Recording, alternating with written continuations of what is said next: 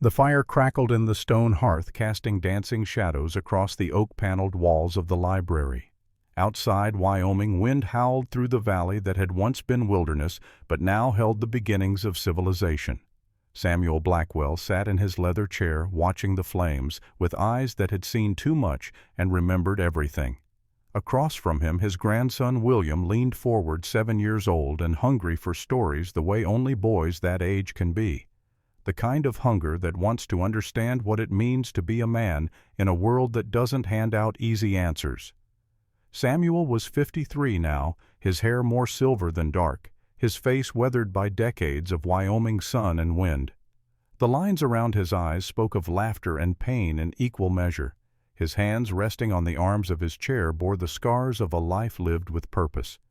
William broke the comfortable silence. His voice carried that adolescent crack between boy and man.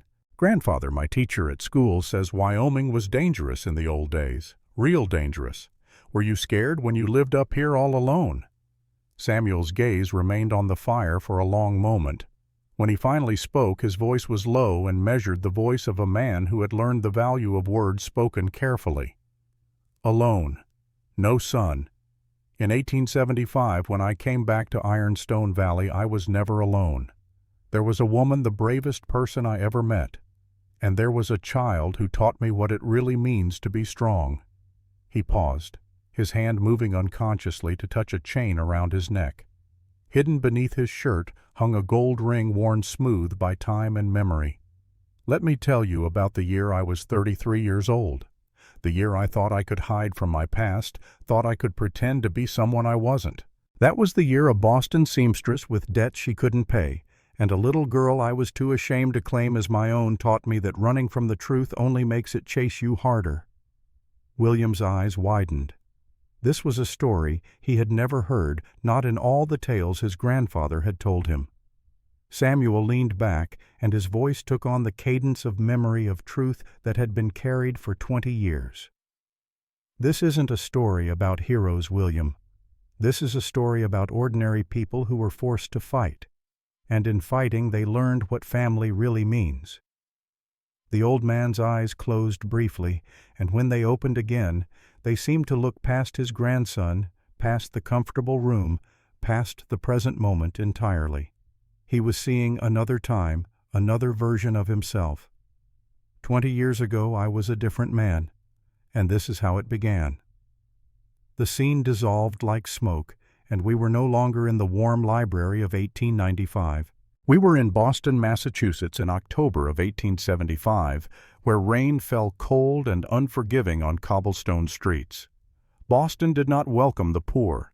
It tolerated them, squeezed them into tenements and dark alleys, extracted what labor it could, and offered nothing in return but the promise of another hard day.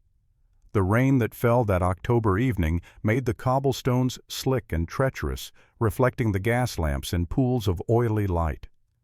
Margaret Thorne moved through the evening crowd with her head down and her shoulders hunched against the cold. She was 24 years old, and 3 months ago she had buried her father. The consumption had taken him slowly, eating away at his lungs, while the debt collectors circled like vultures, waiting for the inevitable. $2,000. That was what her father owed a man named Tobias Crowley, and Crowley was not a patient creditor. He employed men who knew how to collect debts that could not be paid with money alone. Maggie's fingers tightened around the newspaper clipping in her coat pocket. She had read it so many times the paper had grown soft and threatened to tear along the creases. The words were burned into her memory. "Wanted wife. Must be of sturdy constitution and honest character. Life is hard. Solitude is absolute. I offer a roof and protection. I offer no luxuries. Write to Samuel Blackwell, Ironstone Valley, Wyoming Territory." It was the bleakest marriage proposal she had ever seen. No promises of love, no mention of comfort or companionship, just hard work and a roof. But that single word had caught her attention like a fishhook snagging flesh. Protection. She needed protection more than she needed anything else in this world. Protection from Vincent Walsh, the dead-eyed man who worked for Crowley. Protection from a debt she would never be able to repay, no matter how many hymns she sewed or how many hours she worked. Maggie turned the corner onto Wharf Street and stopped. Standing in front of her boarding house, leaning against the gas lamp with studied casualness, was Walsh himself. He was picking his teeth with a splinter of wood, his eyes scanning the street with the patience of a predator that knew its prey had nowhere to run. She did not hesitate. Maggie spun on her heel and walked quickly in the opposite direction, her heart hammering against her ribs. Behind her she heard Walsh's voice call out sharp and mocking, "Running won't help Miss Thorne. Crowley always collects." She ducked into an alley, her boots splashing through puddles, and emerged onto a parallel street. The train station. She needed to get to the train station. The ticket was already purchased, paid for, with the last of her savings and money sent by the man in Wyoming. Samuel Blackwell, a stranger who had answered her desperate telegram with a simple reply. "Come alone. Tell no one." She had written to him 3 weeks ago, her hand shaking as she composed the letter. She had been honest, brutally so, because she had nothing left to lose. She told him about her father's death, about the debt, about the fact that she needed to disappear and could not afford to be particular about where she disappeared to. His response had been immediate. A telegraph with money for a third-class ticket on the Union Pacific line, and those 3 words, "Come alone. Tell no one." She had obeyed. She had told no one.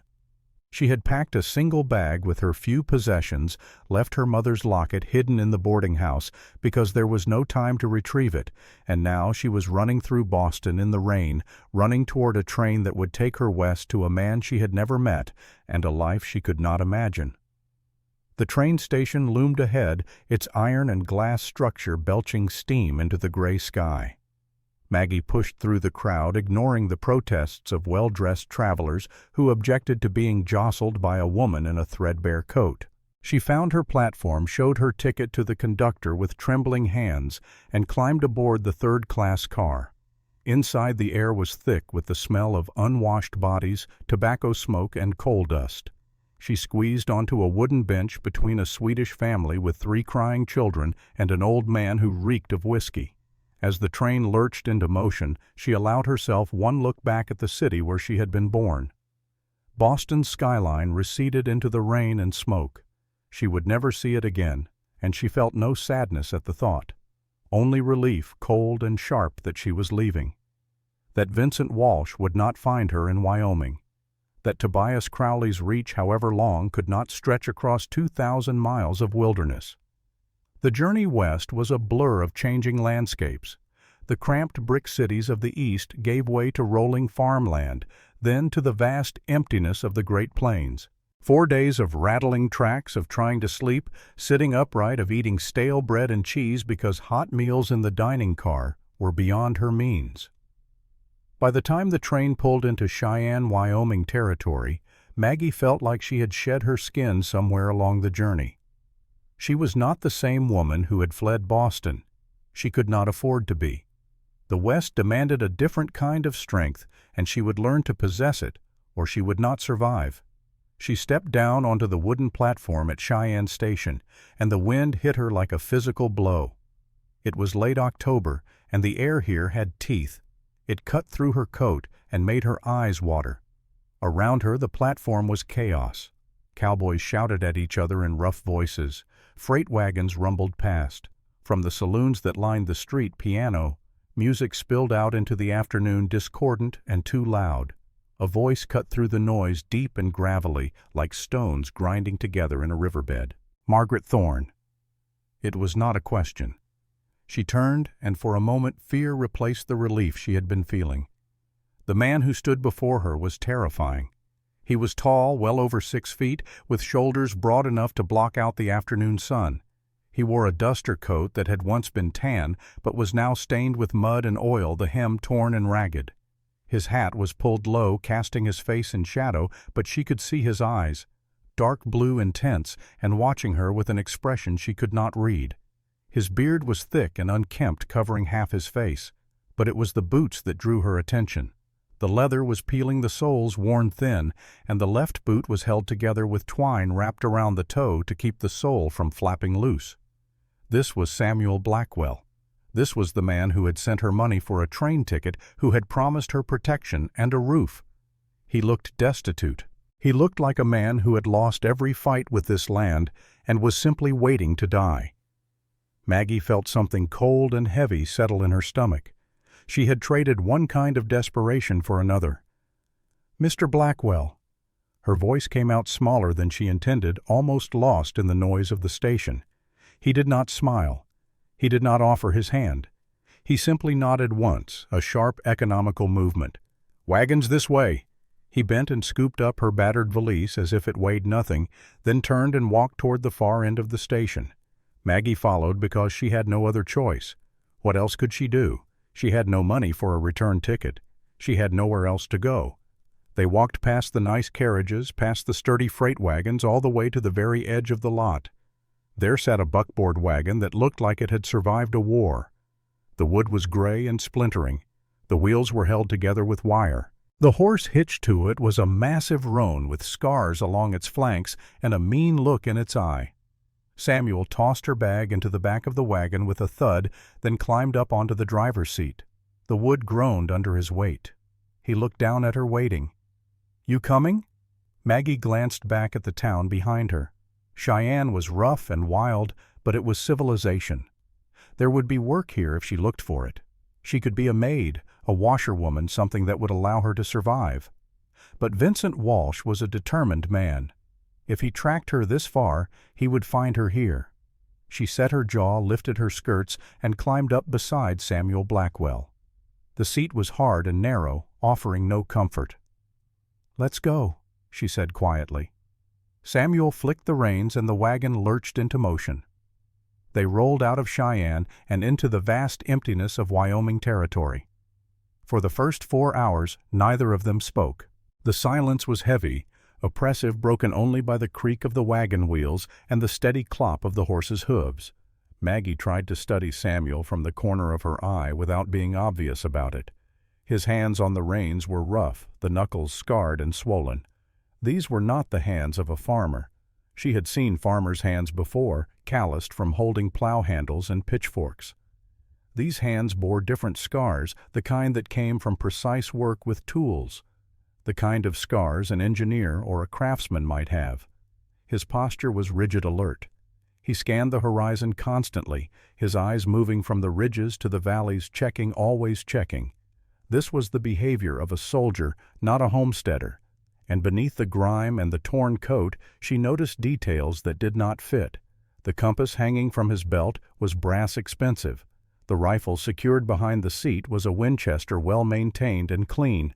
These were not the possessions of a man living in poverty, but his boots were falling apart, held together with twine. The contradiction nagged at her.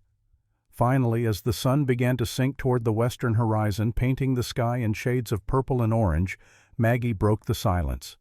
"Your letter mentioned you need help caring for a child." Samuel's shoulders tensed. A long pause followed, and when he finally spoke, his voice was flat and carefully neutral. "Can you read?" The question surprised her. "I was educated through 8th grade. I can read, write, and do arithmetic." "Good. The child needs schooling." "Your daughter?" "Niece, orphan. She's 9 years old." There was pain in those clipped sentences, carefully controlled, but present nonetheless. Maggie pressed gently. "What's her name?" "Emily." Another long silence. It was clear Samuel did not want to talk about Emily, and Maggie could not understand why. If the child was the reason for this marriage arrangement, why did speaking of her cause him such obvious discomfort? As darkness fell and the temperature plummeted, Samuel reached behind the seat and pulled out a heavy wool blanket. He tossed it into her lap without a word.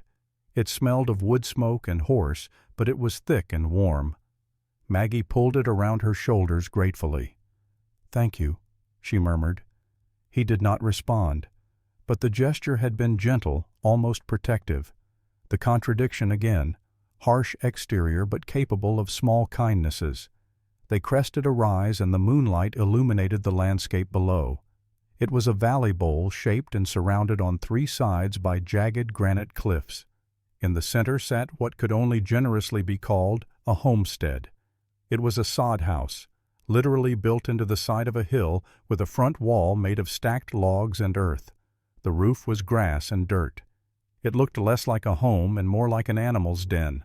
Beside it stood a barn leaning precariously to one side, its roof patched with rusted tin. A single lantern hung from a hook by the front door, swinging in the wind. "This is it," Samuel said, pulling the wagon to a halt. Maggie sat frozen. In Boston, even the poorest tenements had brick walls and wooden floors. This was dirt. She was going to live in dirt. Samuel climbed down and came around to help her from the wagon. His hands were firm but respectful on her waist as he lifted her down. For a moment their faces were close, and she could see his eyes clearly in the moonlight. They were not the eyes of a broken man. They were intelligent, intense, and deeply sad. "It isn't much," he said, his voice dropping lower, "but it's the safest place within 200 miles. No one can approach without me knowing." "Safe from who?" Maggie asked. "From everyone." Before she could press him further, there was a sound from the barn. A small figure emerged, running toward them with the unsteady gait of a child. She stopped a few feet away, and in the lantern light, Maggie could see her clearly. Emily was 9 years old, with long blonde hair that hung in tangles down her back. Her dress was too small, the hem riding up above her ankles, and it was patched in multiple places. But her face was clean, and her eyes were bright with intelligence and hope. "Uncle Samuel!" The child's voice was high and excited. "You're back." Then she saw Maggie, and the excitement died. Her expression shifted to something more guarded. Fear and hope mixed together in equal measure. Samuel's voice was gentle when he spoke to the child. "Emily, this is Mrs. Thorne. She's going to be staying with us." Emily took a tentative step forward, studying Maggie with an intensity that was unsettling in someone so young. "Like Mrs. Henderson?" Samuel tensed visibly. "No. Mrs. Thorne is going to stay longer." Emily approached slowly like a deer approaching a stranger's hand. She looked Maggie up and down, taking in every detail. "Do you know how to read?" Emily asked. Maggie knelt down so they were at eye level. "Yes. Do you like books?" "Uncle has lots of books, but he doesn't have time to read to me very often." "Then we'll read together. Would you like that?" A small smile appeared on Emily's face, then vanished just as quickly. She looked at Samuel, and the question in her eyes was painful to see. "She's going to stay, isn't she? You promise?" Samuel looked away, unable to meet the child's gaze. His jaw worked, and when he spoke his voice was rough. "Go inside. It's cold." He turned and walked toward the house, and Emily followed. Maggie brought up the rear, her mind spinning with questions. What had happened to Mrs. Henderson? Why was Emily so desperate for reassurance, and why did speaking of the child cause Samuel such obvious pain? Inside the sod house was exactly as primitive as she had feared. One room no more than 20 feet square. A cast-iron stove sat in one corner, radiating dying heat. A rough-hewn table with 2 chairs occupied the center. In the far corner was a bed covered in animal furs. Against the opposite wall was a smaller cot curtained off with a piece of canvas to provide Emily some privacy. The floor was packed earth swept clean, but still dirt. The walls were lined with old newspapers to keep the earth from crumbling. And yet, as Maggie's seamstress eye took in the details, things did not add up. The chairs were mahogany old and scratched, but clearly quality furniture. The kind of chairs that belonged in wealthy homes, not dirt floor hovels. On a shelf above the bed sat a row of leather-bound books. She moved closer and read the spines. The Wealth of Nations, by Adam Smith. Principles of Geology, by Charles Lyell. Meditations, by Marcus Aurelius. Shakespeare's Sonnets. These were not the books of an uneducated homesteader. She pulled down the Shakespeare volume. It fell open to a marked page, and in the margins someone had written notes in a sharp, angular hand. The ink was high quality, the kind that did not fade. "You like to read." Maggie jumped, nearly dropping the book. Samuel had entered silently. He had removed his duster and hat. Without the shadows, he looked younger than she had initially thought. Perhaps 33 or 34, and despite the beard and the dirt, he was handsome in a rugged, dangerous way. "Yes," she managed. I didn't expect to find a library here. Books are easy to carry. They don't eat much.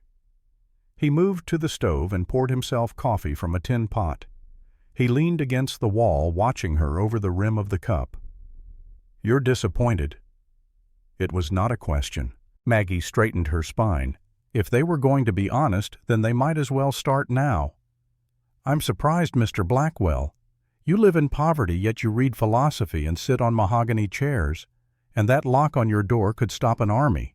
Who are you hiding from? Or should I ask, who is hiding from you? Samuel set the cup down with a sharp clink. He walked toward her, stopping just a few feet away. The air in the small room seemed to compress. There are wolves in these hills, Margaret, and things worse than wolves. You wanted protection from debt collectors in Boston. I'm giving it to you. But the price is that you don't ask questions about things that don't concern you. Do we have an agreement? Maggie looked up at him. She saw the danger in him, yes, but she also saw weariness, and beneath the hard exterior she saw fear. And she noticed something else. Around his neck, on a chain tucked beneath his shirt, hung a ring. Gold glinted in the lamplight. The band was thick, heavy, a woman's wedding ring. An agreement, she said quietly. But I need to know one thing. Emily, is she in danger? Samuel's expression shifted. The hardness cracked just for a moment, and she saw raw emotion beneath. Yes, that's why I need a wife, to keep her safe. Then I'll stay. He studied her face for a long moment, as if trying to determine whether she meant it. Finally he nodded. Take the bed. I'll sleep in the barn tonight. You don't have to do that. Yes, I do. I didn't bring you here to dishonor you. Circuit preacher comes through in 2 weeks. We'll marry proper then. Until that time, you take the bed. He turned toward the door, picking up his rifle from where it leaned against the wall. Samuel. He paused, hand on the latch. Maggie pointed at the Shakespeare book still in her hands. The name on the inside cover, property of C. Ashford. It's been crossed out. Who is Mr. Ashford? Samuel's face went cold, a mask of stone. His knuckles turned white where they gripped the rifle. Clayton Ashford is the man who thinks he owns this valley. He's the man who believes he's owed everything I have, and if he discovers you're here, God help us both. He pulled open the door and stepped out into the night, closing it firmly behind him. The heavy bolt slid into place with a solid thunk. Maggie stood in the silence, Emily's soft breathing from behind the canvas curtain, the only sound. She looked down at the book in her hands, then at the expensive furniture, then at the fortress bolt on the door. She was not just a poor farmer's wife. She was a piece in a game she did not understand. And somewhere out there in the darkness was a man named Clayton Ashford, a man who Samuel feared enough to live like a beggar rather than reveal his true circumstances. Maggie lay down on the furs covering the bed. They smelled of earth and sage and something wild. She pulled the blanket Samuel had given her around her shoulders and stared at the ceiling, listening to the wind howl outside. She had thought she was running toward safety. Now she realized she had run straight into the center of a war. Morning came with brutal efficiency. Dawn light stabbed through cracks in the wooden door, illuminating dust motes that danced in the cold air. Maggie woke stiff and disoriented, her body aching from the unfamiliar mattress. For a moment she thought she was back in Boston. Then she smelled the earth, the dry scent of packed dirt that formed the floor, and remembered where she was. The sod house was empty. Emily's cot behind the canvas curtain was vacant, the blankets folded neatly. Samuel was gone as well. A note weighted down by a heavy brass compass sat on the table. Gone to check fence line. Stay with Emily. Water barrel is outside. Do not leave the valley bowl. Check the fence line, like a soldier checking a perimeter. Maggie folded the note and looked at the compass. It was expensive, the kind of instrument a professional surveyor would carry. Another piece that did not fit the image of a destitute homesteader. She found Emily outside feeding the scarred roan horse from a bucket of grain. The child turned when Maggie approached, and her expression was guarded. Uncle Samuel said you'd probably sleep late. City people do. I suppose I'm not used to waking with the sun, Maggie admitted. What else did your uncle say? Emily shrugged her thin shoulders, moving beneath her patched dress. That you're going to be his wife. That means you'll be my aunt, sort of. Would you like that?" The question hung in the air. Emily's face worked through several emotions before settling on a careful neutrality. "Mrs. Henderson said she'd be my aunt, too. She left after 3 weeks." "What happened?" Emily threw another handful of grain to the horse. Her voice was very small. "Mr. Ashford came. He yelled at Uncle Samuel, called him a thief and a liar. Mrs. Henderson heard it all. That night she packed her things. Uncle gave her money for the stagecoach. She didn't even say goodbye to me." Maggie felt something tight and painful in her chest. This child had been abandoned before, and now she was bracing herself to be abandoned again. "I'm not Mrs. Henderson," Maggie said firmly. "I don't run from fights." Emily looked up at her hope, warring with fear in her young eyes. "Promise?" "I promise." The child nodded, not quite trusting, but wanting to. She went back to feeding the horse. Maggie stood there for a moment watching the valley. In daylight, it was stark but beautiful. The granite cliffs rose like jagged teeth, and the grass was golden in the morning sun. It was isolated, completely cut off from the outside world. A fortress or a prison, depending on your perspective. Her eyes drifted to the barn. In the harsh light of day, it looked even more decrepit than it had the night before. The structure leaned heavily to one side, as if a strong wind might topple it. The roof was a patchwork of tin and rotting wood. It looked like it might collapse at any moment. But Samuel had spent the night there, and yesterday, when they had arrived, she had noticed something odd. The dimensions of the barn viewed from outside did not match what she had glimpsed through the open door. The exterior suggested a depth of perhaps 30 feet, but when she had looked inside as Samuel retrieved his rifle, the back wall of hay bales appeared to be only 20 feet from the entrance. 10 feet missing.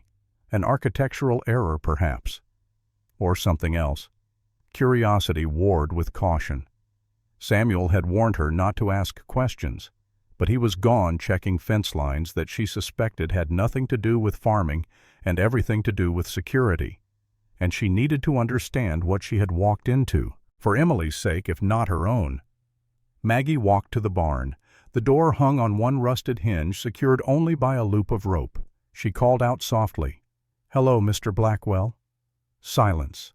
She pulled the rope loose and squeezed through the gap. Inside the barn was dim, lit only by shafts of light that pierced through gaps in the rotting siding. At first glance it was exactly what she expected. A rusted plow leaned against one wall. Broken harnesses hung from nails. A pile of moldy hay sat in one corner, and the air smelled of decay and old wood. But Maggie had spent her entire adult life as a seamstress, and her entire life was built on noticing details. A missed stitch, a hem that hung wrong, a button that did not quite match. And something about this barn was wrong. She walked toward the back wall. The hay bales were stacked neatly, too neatly for a structure that otherwise showed signs of neglect. She reached out and pulled at one bale. It was heavy, but shifted easily, as if it had been moved many times before. Behind the hay was not the wooden wall she expected. Instead, there was a canvas tarp, dark and oiled. She pulled it aside, her heart beginning to race. There was a door, not a barn door, a vault door, the kind she had seen on banks in Boston. Heavy steel painted black to blend into the shadows, with a massive iron wheel in the center for opening it. Someone had gone to extraordinary lengths to conceal this door and to ensure that whatever lay beyond it stayed secure. Maggie stared at it, her mind spinning. What was Samuel hiding in a vault in a rotting barn in the middle of nowhere? She tried the wheel. It was locked tight, unyielding. But when she looked down, she saw something else. The dirt floor near the door was different. She knelt and brushed away the loose earth with her hand. Beneath the dirt was wood carefully disguised but unmistakable. A trap door. This one was not locked. It had a simple iron ring set into the wood. Maggie gripped the ring with both hands and heaved. The trapdoor was heavy, counterweighted, and it swung open with a smooth hiss that spoke of well-oiled hydraulics. The sound was utterly out of place in this primitive setting. Below, a ladder descended into darkness, but not total darkness. A faint glow emanated from below, chemical and steady. Not firelight, lamplight. Maggie knew she should stop. She should close the trapdoor, replace the hay bales, and walk back to the house. Samuel had warned her not to ask questions, but she had a 9-year-old child looking to her for protection, and she could not protect anyone if she did not understand the truth of this place. She gathered her skirts and began to climb down. The air changed as she descended. It became cooler, drier, with the smell of paper oil and something else, something almost electrical. Her feet touched solid ground, and she turned around. She gasped. She was not in a cellar. She was in an office, a command center. The room had been excavated deep into the earth, the walls reinforced with brick and timber. Several kerosene lamps burned low along the walls, providing steady amber light, and the room was filled with equipment, furniture, and documents that had no business being in a homesteader's barn. In the center of the room stood a massive drafting table, the kind professional engineers used. It was covered in maps, not rough sketches, but professional topographical surveys of the entire territory. They were pinned down and covered in complex mathematical calculations, written in that same sharp, angular handwriting she had seen in the Shakespeare book. Along the walls were shelves, but they held no food or supplies. Instead, they were lined with geological samples, rocks in labeled boxes, quartz, pyrite, hematite, each one tagged with a white label bearing location coordinates and mineral composition. And in the corner, sitting on a sturdy desk, was a telegraph machine. A wire ran from it up through the ceiling, disappearing into the earth above. This was not an abandoned piece of equipment. This was active, functional, connected to the outside world. Maggie walked to the drafting table in a daze. The largest map showed Ironstone Valley and the surrounding county. It had been color-coded. Most of the land was marked in red with neat lettering that read, "Property of C. Ashford." The red covered everything, vast swaths of territory that stretched for miles in every direction. But cutting through the center of that red empire was a thin blue line. It started right here at Samuel's homestead and snaked down through the valley into the flatlands below. The legend at the bottom of the map identified it. Blackwater Aquifer, primary access point. Deed holder. Samuel Blackwell, filed March 1871.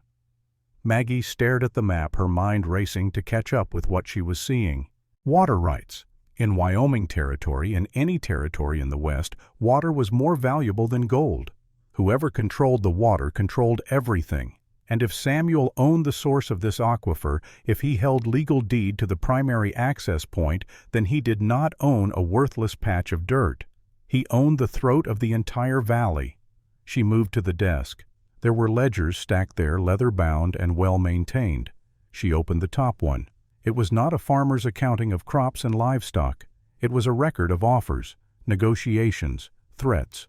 May 12, 1874. Ashford offers $5,000. Declined. August 4, 1874.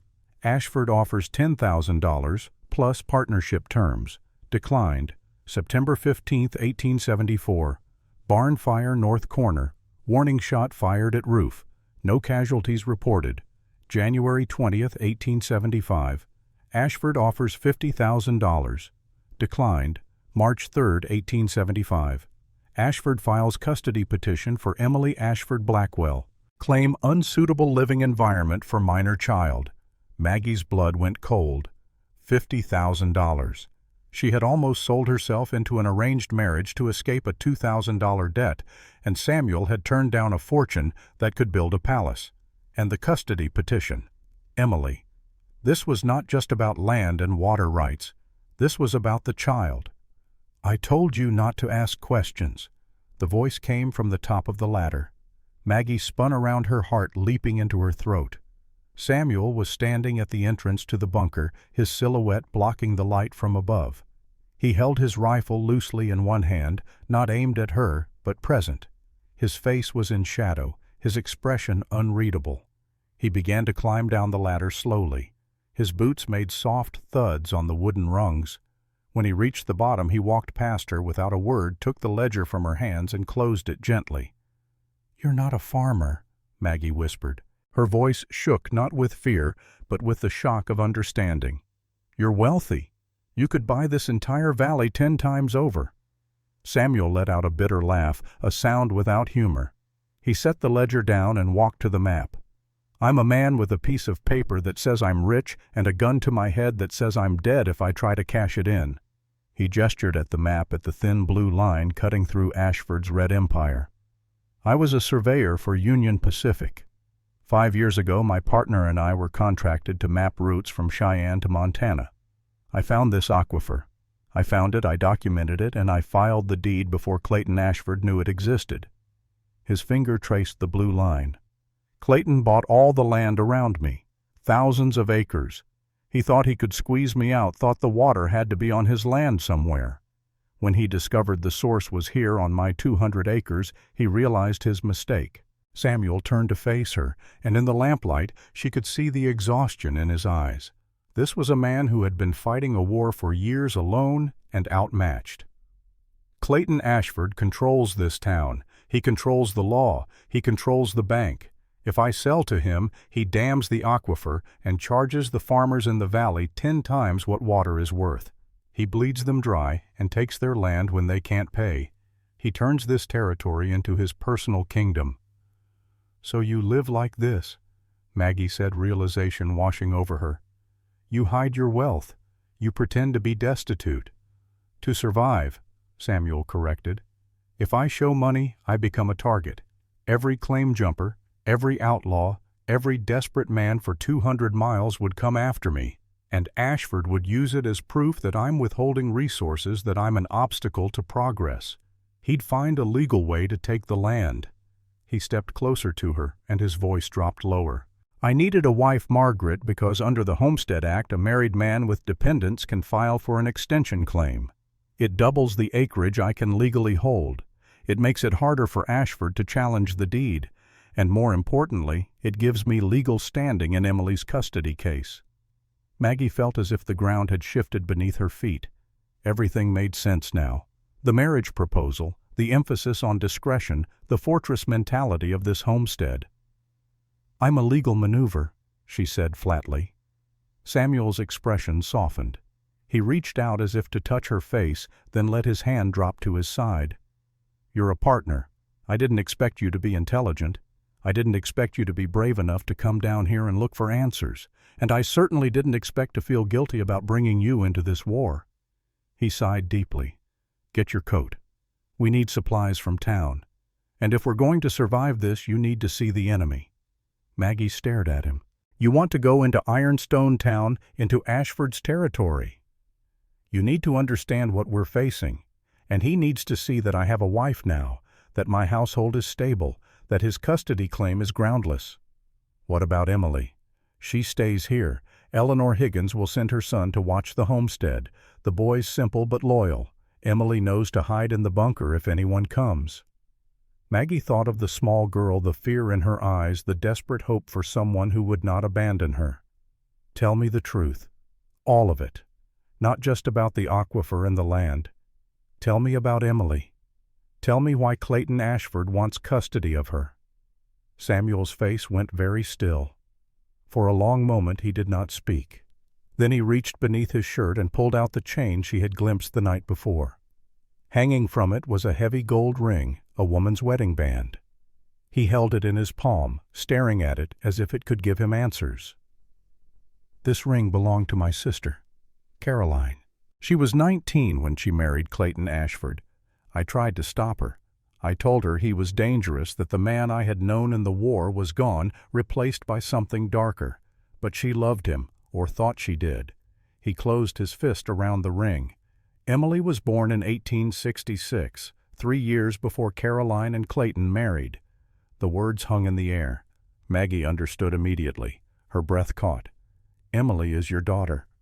"I didn't know," Samuel said, and his voice cracked. "Not until Caroline died. Not until I found the letter she left for me. She wrote it the morning she fled, the morning she took Emily and tried to escape on that stagecoach." He pulled a folded paper from his pocket, yellowed and creased from being read too many times. He handed it to Maggie. She unfolded it carefully. The handwriting was feminine, rushed the letters shaking, as if written in fear or haste. "Samuel, By the time you read this, I will be gone. I cannot live this lie anymore. Clayton knows Emily is not his. He has known for months. He watches her, compares her eyes to yours, her stubbornness to yours. He hates her. He hates me. I am taking Emily and running. East, maybe California. I will send word when it is safe. Forgive me for marrying him. I thought I could forget you. I could not. And Emily deserves to know her real father. Forever yours, Caroline. Maggie lowered the letter, tears blurring her vision. She looked at Samuel and saw that he was crying, two silent tears tracking through the dust on his face. "The stagecoach accident," she whispered, "was not an accident. The driver survived long enough to tell me the horses were spooked by gunfire. There were no bandits, no robbery, just gunfire from the ridge above the pass. The driver disappeared before he could testify. The sheriff ruled it an accident, and I became the primary suspect, the jealous brother who wanted his sister's inheritance." He wiped his eyes roughly. "I took Emily from the orphanage where they had placed her. I brought her here. I have lived like a beggar for 3 years, hiding in this dirt hovel, pretending to be nothing, because it is the only way to keep her safe. Clayton knows she is my daughter. That is why he wants custody, not to raise her, to destroy me." The full picture came together in Maggie's mind. The custody battle was not about Emily's welfare, it was about revenge, about taking from Samuel the one thing he loved more than his own life.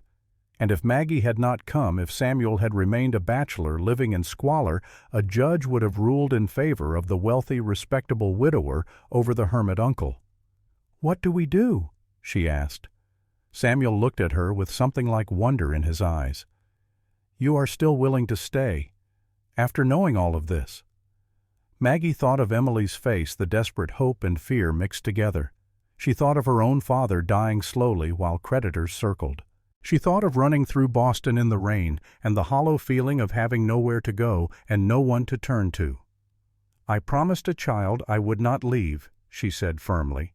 "And I do not break promises. We face this together, you, me, and Emily." For the first time since she had met him, Samuel smiled. It was small, tentative, but genuine. "Then tomorrow we go to town, and you meet Clayton Ashford." The morning they prepared to leave for town, Samuel transformed before Maggie's eyes. It was subtle, but once she knew what to look for, the change was unmistakable. He hunched his shoulders, making his tall frame appear smaller, defeated. He roughened his accent, letting his words drawl and stumble in ways they had not the day before. He became in every visible way the broken homesteader that Clayton Ashford expected to see.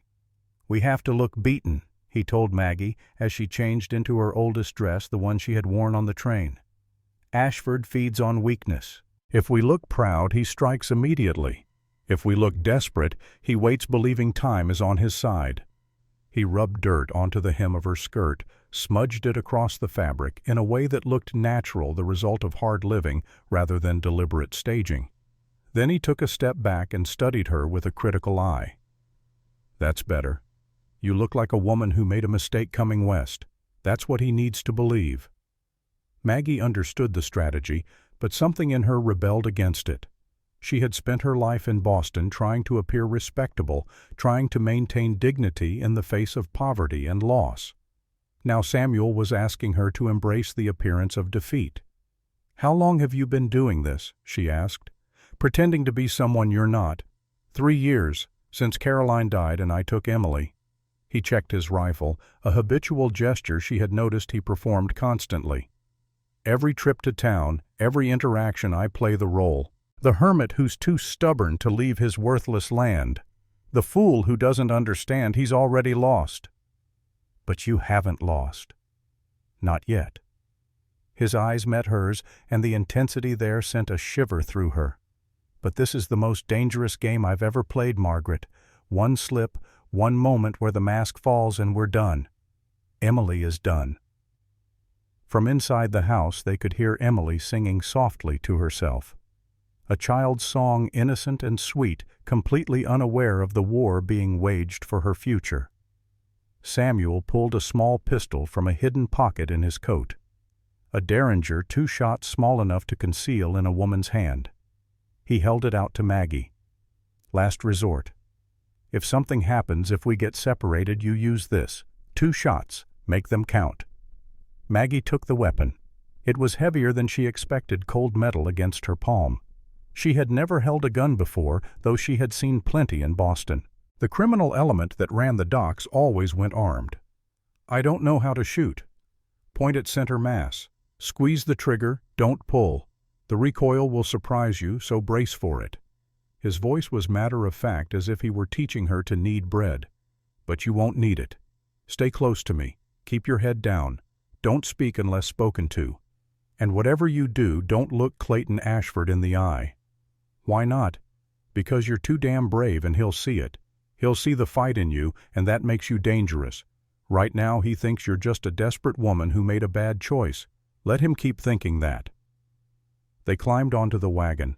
Emily stood in the doorway, her small frame silhouetted against the dark interior of the sod house. Her face was pale, her hands gripping the doorframe so tightly her knuckles were white. "You're coming back, aren't you?" Her voice was small, frightened.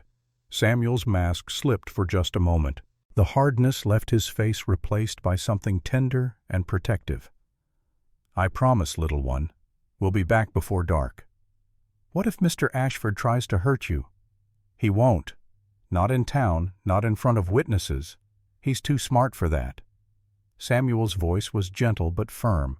"You stay inside. Don't answer the door for anyone except Mrs. Higgins' boy when he comes to check on you. Remember the rules." Emily nodded, reciting them like a catechism. "If anyone comes, hide in the bunker. Lock the hatch from inside. Don't come out until Uncle Samuel or Maggie knocks the special pattern." "Good girl." He flicked the reins, and the wagon lurched forward. As they rolled away, Maggie looked back and saw Emily standing alone in the doorway watching them go. The image burned itself into her memory. A child learning to be afraid. A child learning that the people she loved might not come back. The journey to Ironstone Town took 2 hours. For most of that time they rode in silence. The landscape around them was harsh but beautiful in its own way.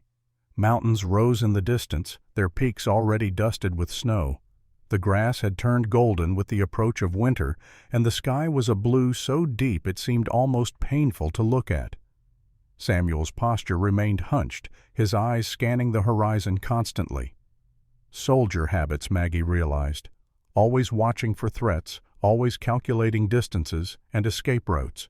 She wondered what war he had fought and what battles he had survived to leave him this way. As they approached the town, the first signs of civilization appeared. A ranch house here, a smaller homestead there. People working in fields stopped to watch them pass. Some waved, others simply stared. Maggie felt the weight of their gazes, felt them assessing the newcomer, judging, speculating. Ironstone Town sprawled before them, larger than she had expected for such a remote location. The main street formed a cross with a smaller avenue dividing the settlement into distinct sections. To the west she could see the rough timber buildings and canvas tents of the mining camp.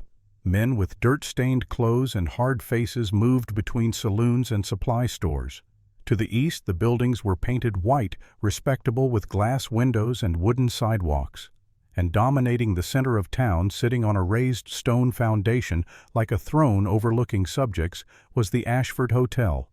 3 stories tall, with a wraparound porch and windows that must have cost a fortune to transport from the east. It was beautiful, ostentatious, and completely out of place in this frontier town. It was a statement, Maggie realized, a declaration that Clayton Ashford had money power and the will to display both. As Samuel guided the wagon onto Main Street, the normal sounds of the town seemed to diminish. Conversations died. People turned to watch. The change was subtle, but unmistakable. Fear, Maggie thought, or perhaps pity. These people knew Samuel. They knew his situation, and they were watching to see what would happen next. Samuel pulled the wagon to a stop in front of a general store. The sign above the door read, "Higgins's General Goods," in faded paint. Through the window, Maggie could see shelves stocked with supplies, barrels of flour and beans, tools hanging from hooks on the walls. "Head down," Samuel reminded her quietly. "Remember, you're just a poor woman who made a mistake." They climbed down from the wagon and entered the store. The interior smelled of coffee beans, leather, and sawdust. Behind the counter stood a woman in her late 50s, stout and sturdy, with steel-gray hair pulled back in a severe bun. Her face was lined with years of hard living, but her eyes were sharp and intelligent. She looked up as they entered, and her expression tightened almost imperceptibly. "Mr. Blackwell." Her voice was cool, carefully neutral. "We weren't expecting you until next month." Samuel's posture remained hunched, his voice taking on that rough, uneducated quality Maggie had noticed earlier. "Ran short on flour, Mrs. Higgins, and I brought the wife. Figured she could use some proper supplies." Eleanor Higgins's eyes moved to Maggie, studying her with an intensity that felt like being measured for a dress. Every detail catalogued, every flaw noted. "Mail order, I heard. From Boston." It was not a question. News traveled fast in small towns, even faster when the news involved Samuel Blackwell. Maggie kept her eyes down, playing the role Samuel had outlined for her. "Yes, ma'am." "Well." Mrs. Higgins sniffed a sound that conveyed judgment without words.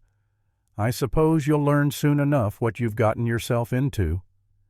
They moved through the store selecting supplies: flour, beans, coffee, a few other staples. Samuel moved slowly, deliberately, examining each item as if the few pennies they cost were a fortune he could barely afford. Mrs. Higgins watched them with that same careful neutrality, but as Maggie reached for a bag of dried apples, the older woman moved close, her voice dropping to barely a whisper. "Smart girl, walking into a lion's den. He's here." Maggie's hand froze on the bag. "Who?" "Ashford, at his hotel. Knows Samuel's in town. He'll come." Mrs. Higgins turned away, her voice rising to normal volume. "That'll be $3.50. Samuel counted out coins, carefully making a show of how difficult it was to part with the money. As he did so, Eleanor slipped a small package wrapped in brown paper into Maggie's basket. Extra ammunition, Maggie realized, hidden beneath the flour sack. She met the older woman's eyes briefly and saw something unexpected there. Not hostility, sympathy, perhaps even alliance. The bell above the door chimed. The temperature in the store seemed to drop 10 degrees. Every conversation stopped. Every movement ceased. Maggie felt the hairs on the back of her neck stand up, some primitive part of her brain recognizing danger before her conscious mind could process it. She turned slowly. A man stood in the doorway. He was perhaps 52, with silver hair slicked back from a high forehead. He wore a gray suit that was immaculate expensive, the kind of clothing that belonged in San Francisco or Denver, not a frontier town. He held a silver-tipped cane, though he walked without any sign of a limp. His face was handsome in a cold, aristocratic way, and when he smiled it did not reach his eyes. Flanked behind him were two men. The one on the left was older. His face scarred a mean set to his jaw that spoke of violence barely restrained. The younger one on the right had eager eyes, the look of a dog waiting for the command to attack. This was Clayton Ashford. Even without being told, Maggie would have known. Power radiated from him like heat from a stove, and with it came something darker. A sense of ownership, of entitlement, of a man who had decided the world owed him everything and would take it by force if necessary. He surveyed the store like a king inspecting his domain. His eyes touched on Samuel, and a slow, predatory smile spread across his face.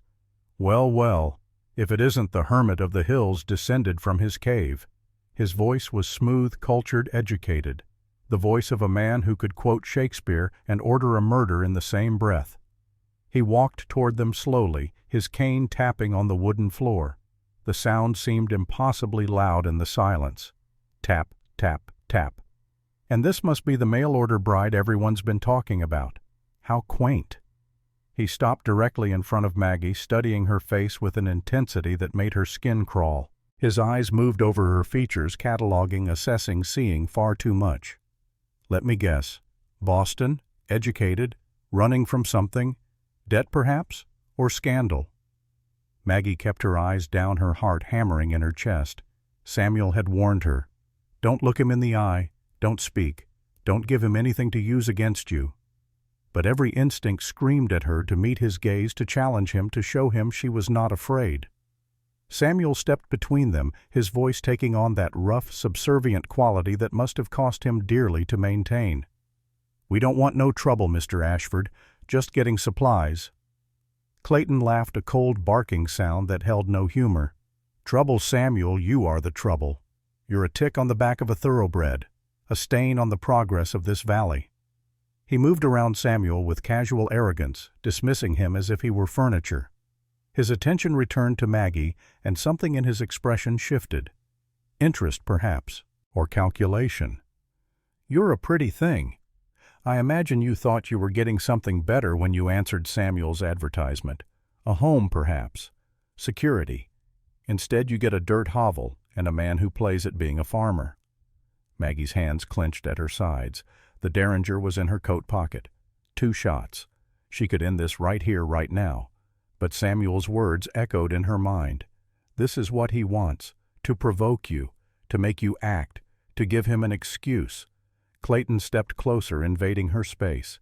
She could smell his cologne, expensive and cloying. His voice dropped lower, intimate, as if they were alone. "When you grow tired of starving in that hole, Mrs. Blackwell, you come see me.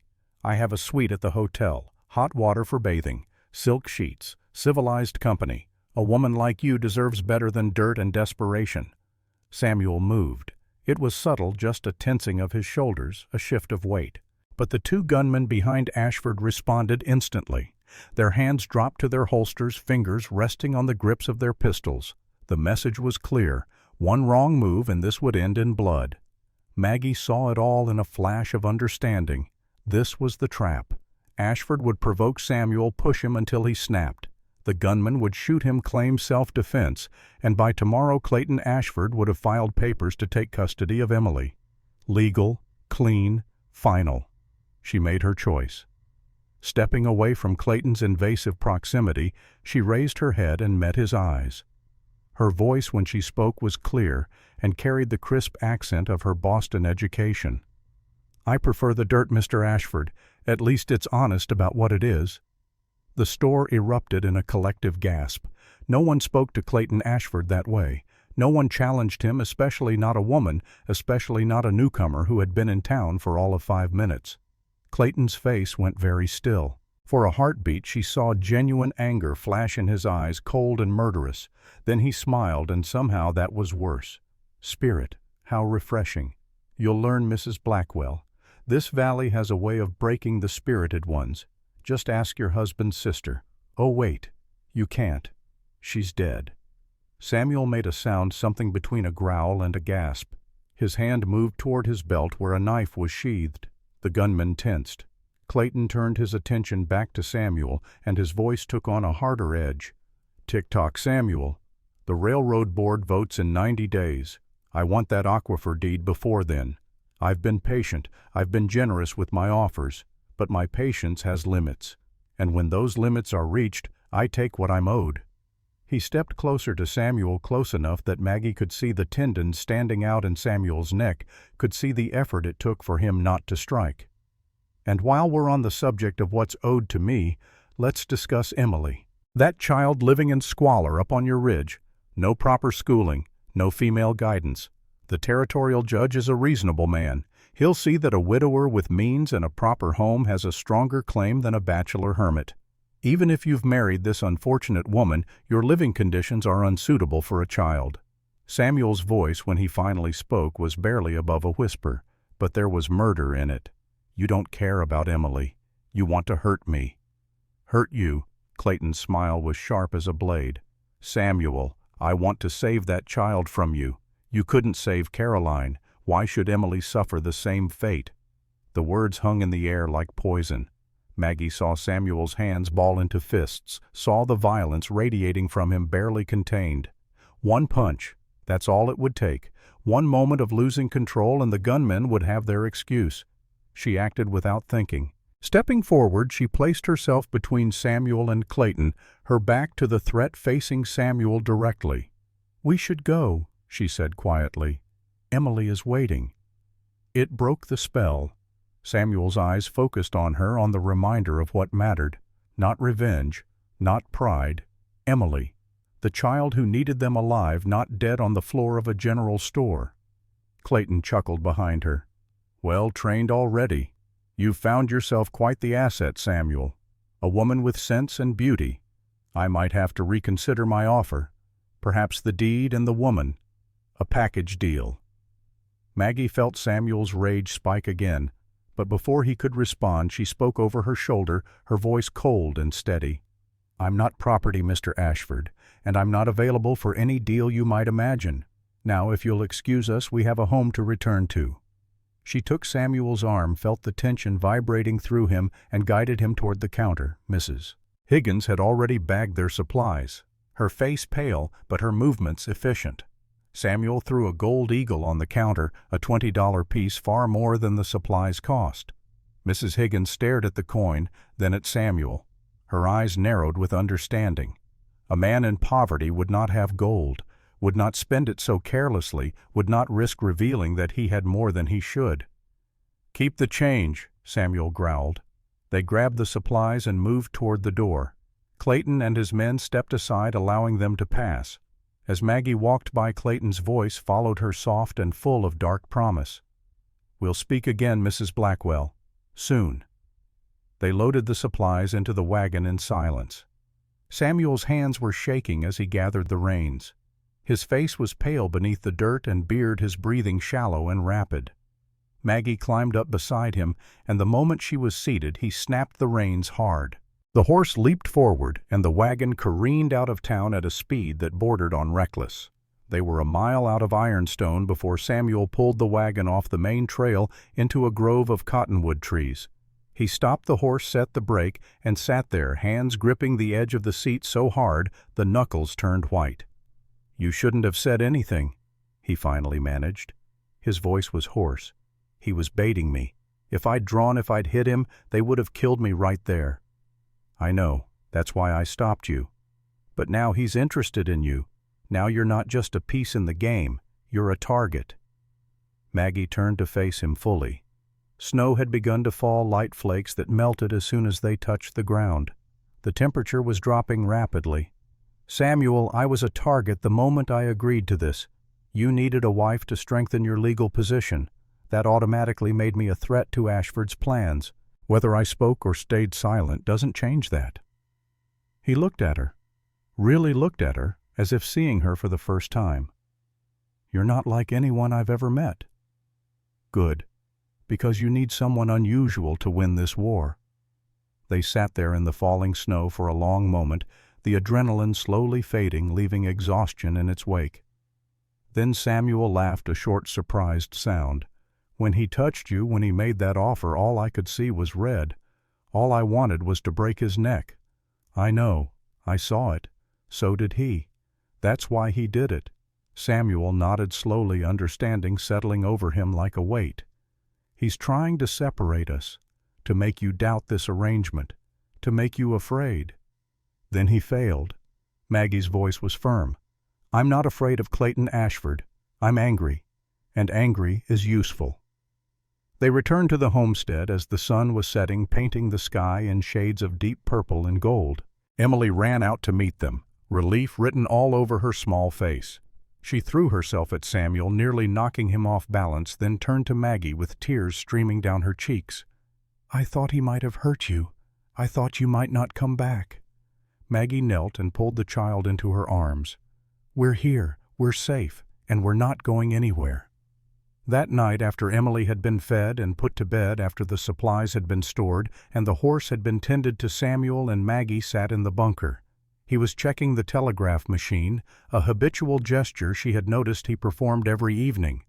The machine was silent, but Samuel stared at it as if willing it to come to life. Why a telegraph? Maggie asked. Who are you in contact with? Henry Morrison, old friend from the war. He runs a freight line out of Laramie. He keeps me informed about Ashford's movements, about anything that might affect the railroad vote. Can you trust him? With my life. I saved him at Shiloh, took a bullet that was meant for him. He spent the last 8 years trying to find a way to pay that debt. The machine suddenly clattered to life, making Maggie jump.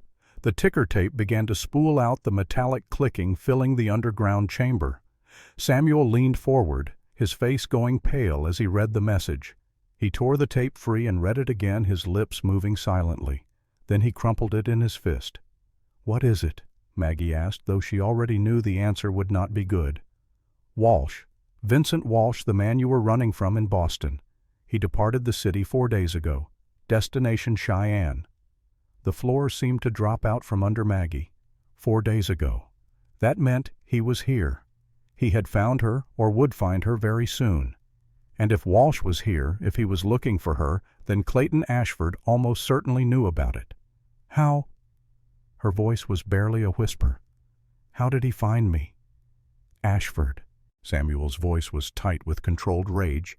"He must have sent inquiries east, telegraph offices, passenger manifests. It wouldn't have been hard. A woman traveling alone from Boston to Cheyenne, arriving around the time I placed that advertisement. Ashford is thorough, and now he has another weapon to use against us. He'll pay Walsh to take me, to remove me from the equation. Yes, without you the marriage is invalid. Without the marriage my guardianship claim is weaker, and Walsh gets his bounty.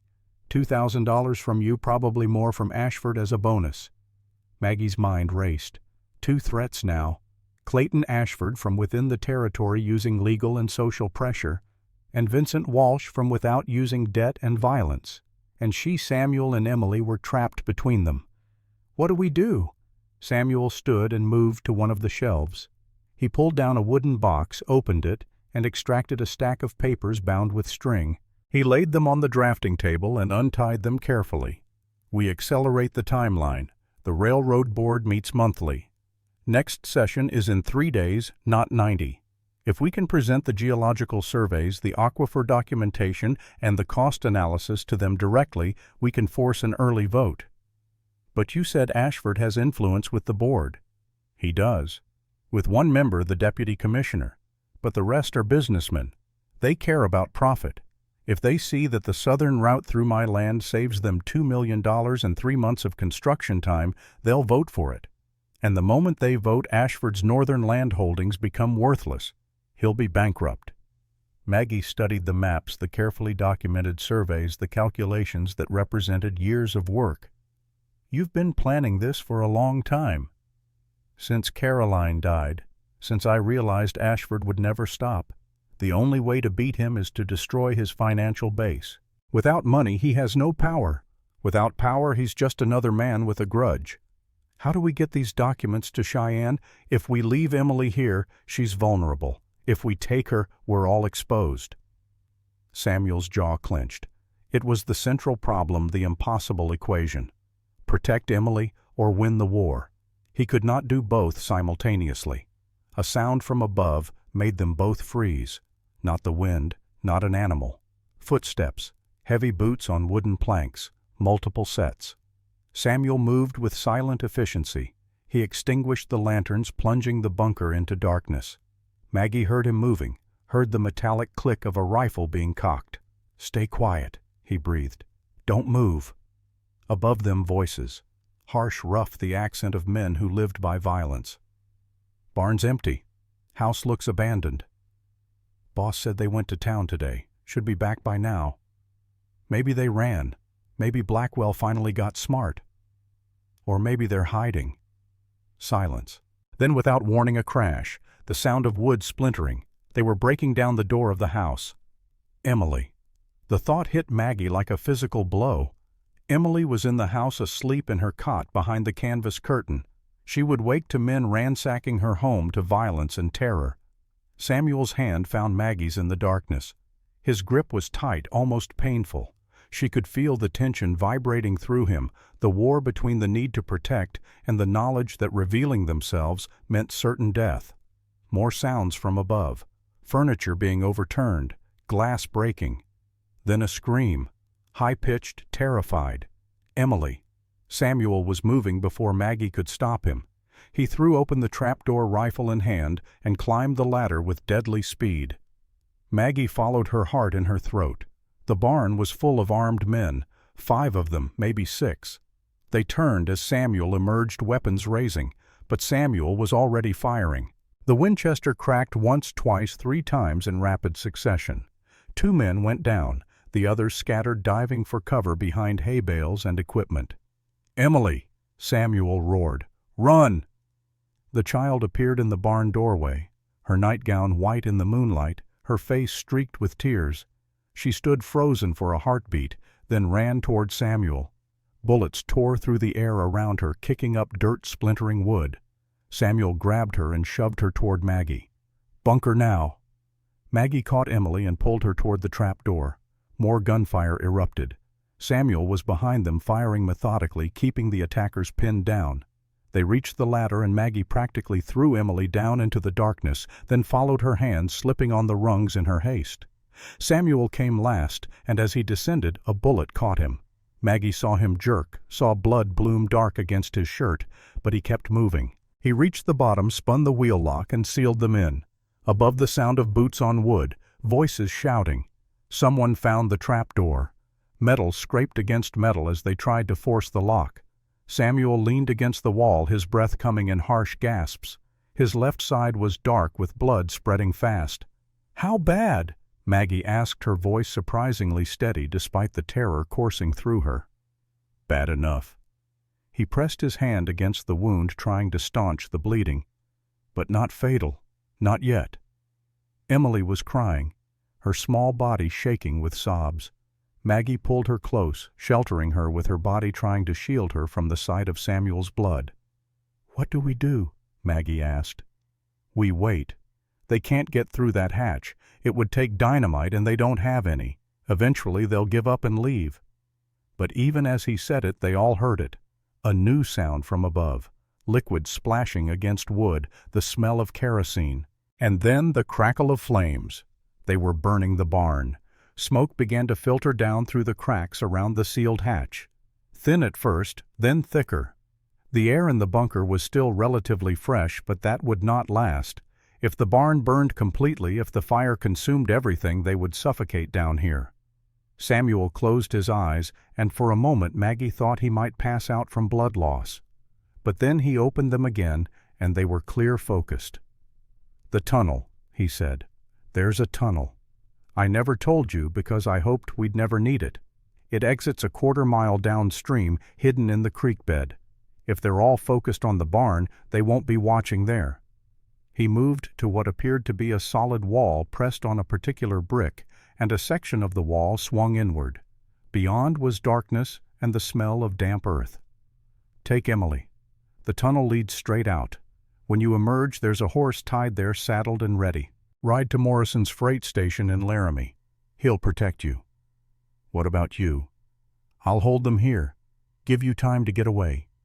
You're bleeding. You'll die down here." "Maybe, but you and Emily won't." He gripped her shoulders, his eyes intense despite the pain. "Margaret, listen to me. In the safe, the code is Emily's birthday, 3/14/66. There's 20,000 in gold. Take it. Start a new life. Raise Emily. Tell her about her mother. Tell her I'm sorry I couldn't keep her safe." Maggie stared at him. This man who had lived in poverty to protect a child who might not even be his biologically. This man who had endured 3 years of isolation and fear, who had given up everything for a little girl's safety, and now he was asking her to leave him to die. "No. Margaret, I said no." Her voice was steel. "I made a promise, to Emily and to you. We face this together, all 3 of us, or none of us." She tore a strip from her skirt and pressed it against his wound. The bleeding had slowed, but not stopped. He needed medical attention, real medicine, not field dressing in a burning bunker. But for now, it would have to do. "The tunnel," she said. "We all go. You can ride. Emily and I will manage the horse together if we have to. But we don't separate. Not now. Not ever." Samuel looked at her for a long moment. Then, despite everything, despite the pain and the smoke and the sound of men trying to kill them above, he smiled. "You're the most stubborn woman I've ever met. Good thing you married me then." They moved into the tunnel. Samuel went first, rifle in one hand, pressing the other against his wound. Maggie followed with Emily, the child's small hand gripped tight in hers. The tunnel was narrow, barely wide enough for Samuel's shoulders, and the ceiling was low enough that they had to crouch. The air was thick with the smell of earth and old water. Behind them, the bunker filled with smoke. Ahead, somewhere in the darkness, was freedom or death.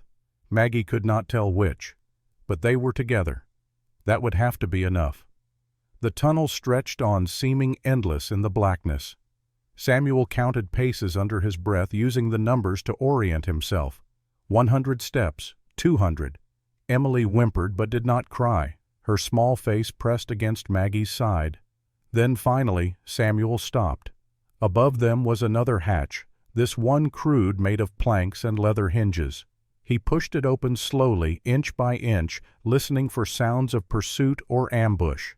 Cold air rushed in clean and sharp after the smoke of the bunker.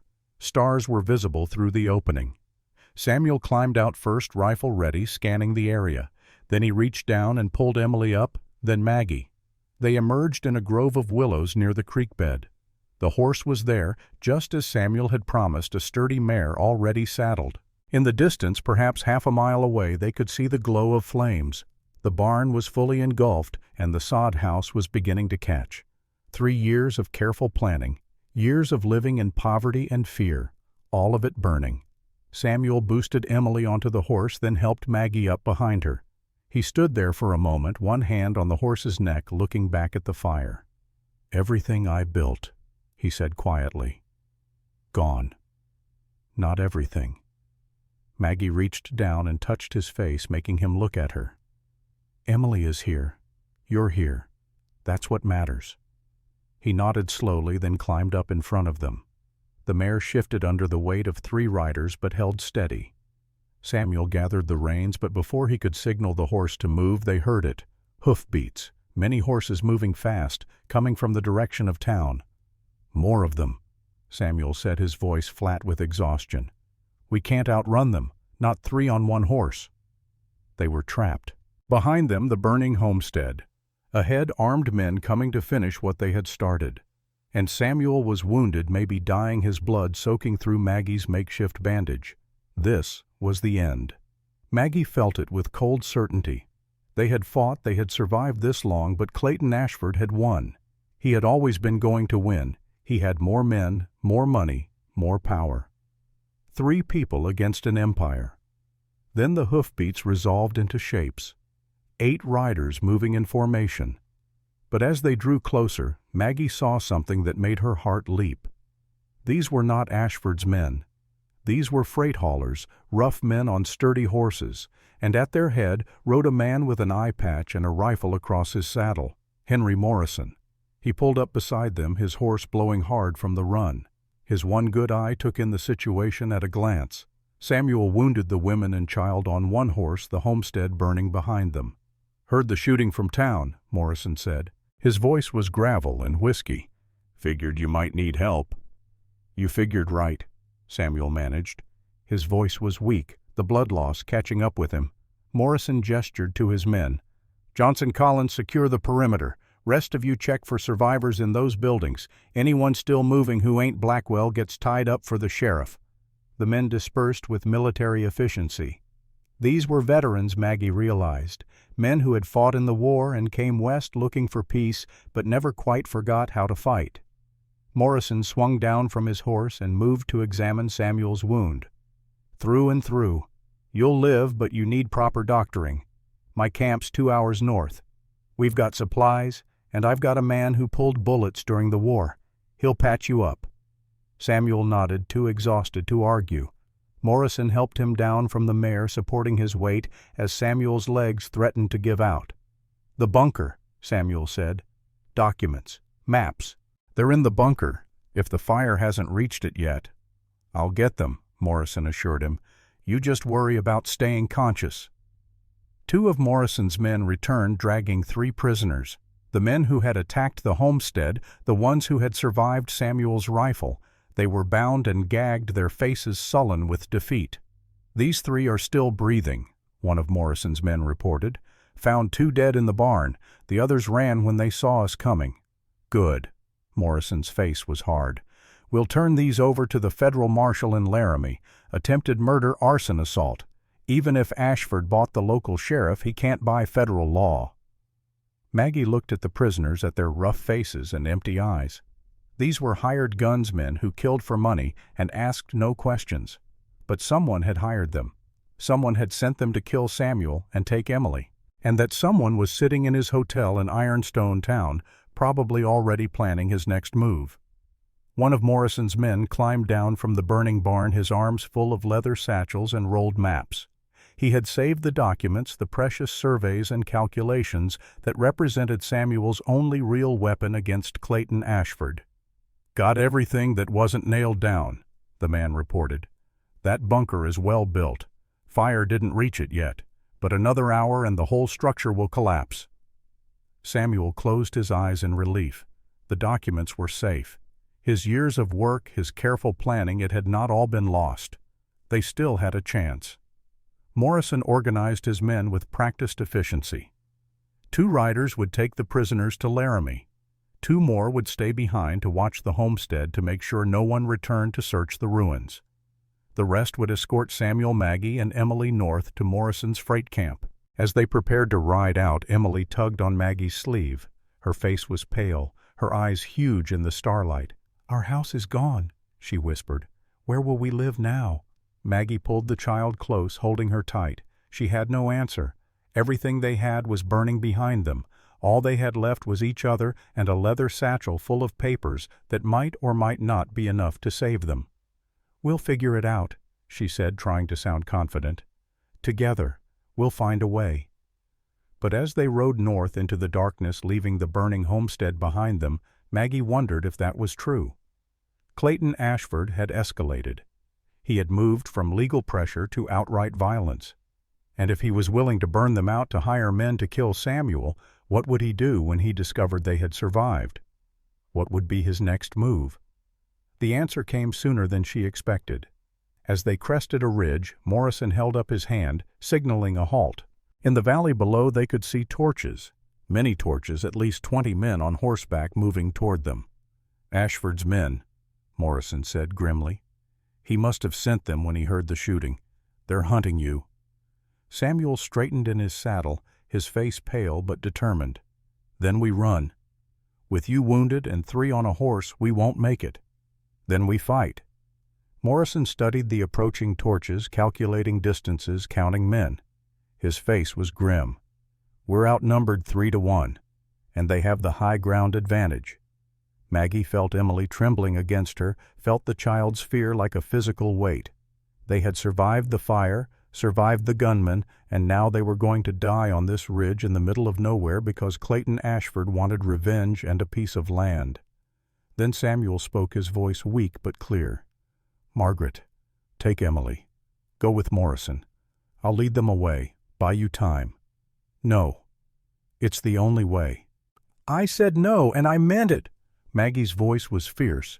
"We don't separate. Not now, not ever. I made you a promise. Samuel Blackwell and I keep my promises." Morrison looked between them then at the approaching torches. His face split into a grin that had nothing to do with humor and everything to do with the kind of madness that comes from facing impossible odds. "Well then," he said, working the lever on his rifle, "if we're going to make a stand, let's make it a good one." But before the battle could begin, before the first shot could be fired, the sky lit up, not with fire, with dawn. And with the dawn came the sound of a steam whistle, distant but clear, a train whistle. The Union Pacific Line ran 15 miles east of where they stood. A train heading west toward Cheyenne, carrying passengers and freight, and most importantly, witnesses. Civilization close enough to reach if they could just buy enough time. Samuel looked at Maggie, and understanding passed between them. The documents, the geological surveys. If they could get those to Cheyenne, to the railroad board, they could end this. Not with violence, but with economics, with proof that the southern route was better, cheaper, faster. "How far to the rail line?" Maggie asked Morrison. 15 miles, maybe 2 hours at a hard ride." "Can we make it?" Morrison looked at the approaching torches, at the wounded man barely staying upright in his saddle, at the woman and child who refused to give up. "We can try." And so they ran, not away from the fight, but toward their only hope of ending it, toward a train that might carry their salvation or their doom. Behind them, Clayton Ashford's men gave chase, their torches bobbing in the darkness like malevolent stars. The race had begun, and everything depended on who reached civilization first. The dawn broke cold and merciless across the Wyoming plains. Samuel Blackwell leaned forward in his saddle, one hand pressed against the wound in his side, the other gripping the reins with failing strength. Behind him, Emily clung to Maggie's waist, her small face buried against the woman's back. Around them, Henry Morrison's men rode in a protective formation, rifles, ready eyes scanning the horizon for pursuers. They had been riding for 3 hours. The horses were exhausted, their breath coming in great clouds of steam in the frozen air. Samuel knew they could not maintain this pace much longer. The mare carrying Maggie and Emily was stumbling, her head drooping with fatigue. His own mount was in little better condition. Morrison pulled alongside him, his one good eye assessing Samuel's condition with the expertise of a man who had seen too many wounded soldiers. "You're fading," Morrison said bluntly. "We need to stop, get that wound properly dressed." "No time. They're still behind us." "They're 2 hours back." "We can spare 20 minutes." Samuel shook his head, though the movement made the world swim dangerously. "Every minute we waste is a minute Ashford has to consolidate his position. We need to reach Cheyenne, get those documents to the railroad board. You won't reach anywhere if you bleed out on this trail." Before Samuel could argue, Emily's voice cut through the discussion, high and frightened. "Uncle Samuel is falling." Samuel felt it happening, felt his grip on consciousness slipping away like sand through his fingers. The world tilted sideways. Strong hands caught him before he hit the ground.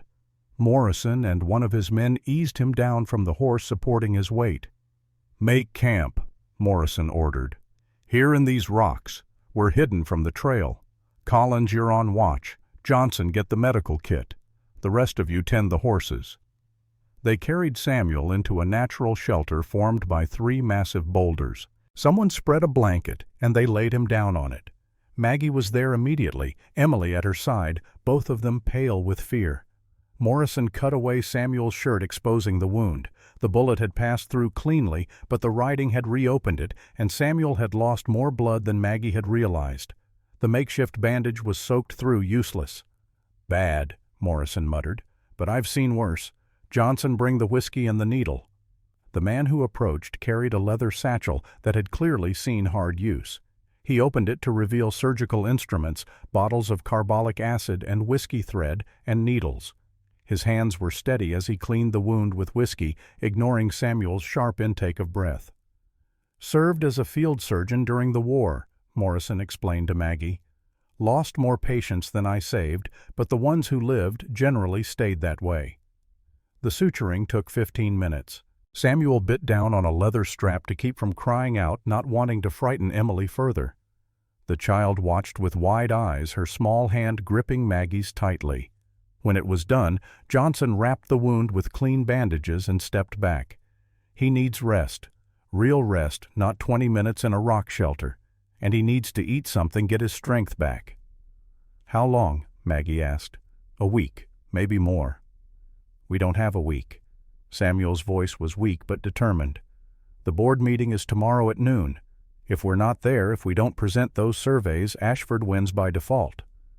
Morrison crouched beside him, his expression serious. "Listen to me, Samuel. You're in no condition to ride. And even if you were, Ashford has men watching the roads into Cheyenne. They'll be looking for you." "Then what do you suggest?" Morrison was quiet for a moment, thinking. Then he looked at Maggie, and something shifted in his expression. "She goes. Alone." Maggie felt the words like a physical blow. "What? Think about it. Ashford's men are looking for Samuel. They're looking for a wounded man traveling with a woman and child. They're not looking for a woman traveling alone." Morrison turned to address her directly. "You take the documents. You present them to the board. Samuel's name is on all the surveys, all the calculations. They're notarized. The board will accept them whether he's there in person or not." "I can't," Maggie said. "I don't know anything about geology or engineering. I won't be able to answer their questions." "You don't need to. The documents speak for themselves. All you need to do is put them in front of the board and let the numbers do the talking." Samuel struggled to sit up, his face gray with pain. "It's too dangerous. If Ashford realizes what she's doing, if he catches her alone—" "He won't," Morrison interrupted, "because she won't be going by road. She'll go by river." They all turned to stare at him. The Ironstone River ran roughly parallel to the route they had been following, but it was notoriously treacherous. Rapids, rocks, sudden drops. It was a route no one in their right mind would attempt, especially not in late autumn when the water was high and cold. "You're insane," Samuel said flatly. "I'm practical. Ashford won't be watching the river because he doesn't think anyone would be foolish enough to use it, and the current will carry her downstream faster than any horse could travel. She could be in Cheyenne by tomorrow morning, hours before the board meeting. And if she capsizes, if the boat is destroyed, then she swims, and if she drowns, well, at least Ashford won't get the satisfaction of killing her himself." Maggie felt the weight of their gazes on her. This was her choice. Stay here with Samuel and Emily, safe but helpless, and watch Ashford win, or take the documents, brave the river alone, and give them a chance at victory. It was not really a choice at all. "I'll do it." "Margaret, no." Samuel's voice was sharp despite his weakness. "I won't let you risk your life for this." "You don't get to decide what I risk my life for." Maggie knelt beside him, taking his hand in hers. "You've been fighting this battle alone for 3 years. You've sacrificed everything for Emily, for the valley, for people who don't even know what you've done for them. Let me help. Let me be your partner in this, not just in name, but in truth."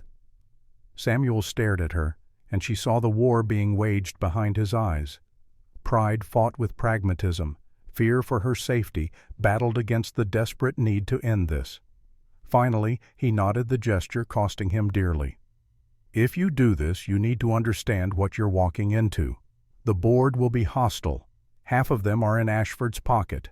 The chairman, Marcus Whitfield, is an honest man, but he's outnumbered. You'll need to be strong, convincing. You'll need to make them see the truth even when they don't want to." "I can do that. And if Ashford is there, if he tries to intimidate you—" "I've already faced Clayton Ashford once. I can do it again." Morrison stood and gestured to one of his men. "Collins, you know the river. Can you guide her through the worst of it?" The man called Collins stepped forward. He was young, perhaps 20, with a weathered face that suggested he had seen more of life than his years warranted. "I've run the Ironstone twice, lost a boat the first time, nearly drowned the second, but yeah, I can guide her." "Good. You leave in an hour. Take the lightest skiff we have and as little gear as possible. Speed is everything." Maggie turned to Emily, who had been silent through all of this, her small face unreadable. The child looked up at her with eyes too old for her years. "You're leaving? Only for a little while, just long enough to end this. What if you don't come back?" It was the same question Emily had asked before, but this time the stakes were real, the danger immediate. Maggie pulled the child close, holding her as tightly as she dared. "I will come back. I promise you, Emily, I will come back, and when I do, we'll be free, all of us. No more running, no more hiding, no more fear." Emily's arms went around her neck, squeezing hard. "I'll wait for you, no matter how long it takes." Samuel reached into his coat with trembling fingers and pulled out a leather pouch. He pressed it into Maggie's hands. "Emergency funds, gold coin. If something goes wrong, if you need to bribe someone or buy passage, use it. Don't hesitate." Then he reached up and removed the chain from around his neck, the one that held Carolyn's gold ring. He placed it in her palm, closing her fingers around it. "This was my sister's. She died trying to escape Ashford, trying to get Emily to safety. You're doing what she couldn't. If anything happens to me, give this to Emily. Tell her that her mother loved her. Tell her that I tried." Maggie's throat was too tight for words. She nodded, slipping the chain into her pocket alongside the derringer Samuel had given her days ago. 2 shots. She prayed she would not need them. Morrison provided her with oilskin wrappings for the documents sealed and waterproof. The leather satchel containing the surveys, the aquifer maps, the cost analyses, all of it was carefully packaged to survive immersion. He also gave her a change of clothes wrapped in more oilskin and a small pack of dried food. "Eat when you can," he advised. "The river will drain your strength faster than you think. And listen to Collins. If he tells you to hold on or to bail water or to jump, you do it immediately. No questions." An hour later, Maggie stood at the edge of the Ironstone River. The water was dark and fast churning with autumn runoff. The skiff that Collins had prepared looked impossibly fragile, a crude wooden shell that seemed more likely to disintegrate than to carry them safely.